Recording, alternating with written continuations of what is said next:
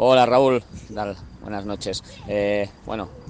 Pladenboet 2, Juventus 2, partido, partido disputado esta tarde, es de sábado, en un partido donde nosotros teníamos muchas bajas, la verdad, pero bueno, lo disputamos con muchas ganas después de las primeras jornadas donde el equipo había estado muy fino, había estado bien.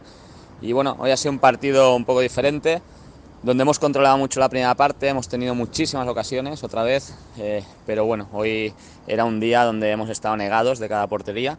Durante la primera parte hemos tenido el control absoluto del partido.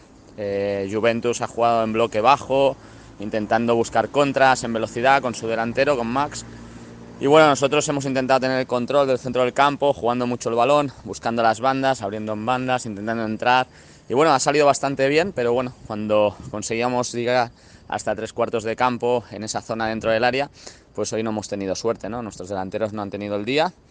Y bueno, hemos fallado antes de que llegara el primer gol del encuentro, hemos fallado hasta 4 ocasiones clarísimas, casi delante del portero, que nuevamente nada más era casi empujarla y bueno, se han ido fuera. Y Juventus, pues en un balón que nosotros teníamos controlado en el medio campo, un pase malo que hemos hecho ahí en la transición, ellos han metido un balón largo y el delantero de ellos ha hecho un 1 contra 1, ha acabado marcando el 0-1. Y bueno, realmente no habían llegado a portería. Nosotros hemos seguido a lo nuestro, hemos seguido intentando marcar, pero seguíamos teniendo ocasiones sin tener la suerte de cara. Al final hemos conseguido empatar antes del descanso, hemos llegado al descanso con el empate a 1.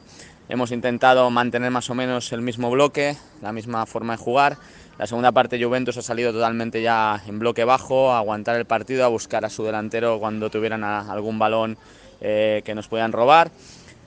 Y otra vez ha sido igual, hemos tenido muchísimas ocasiones otra vez. Sí que es verdad que en este inicio de segunda parte hemos perdido un poquito el control del juego, hasta que hemos vuelto a hacer algunos cambios y unos cambios que nos ha hecho otra vez tener un poquito más de control, pero así todo el control ha sido absoluto nuestro.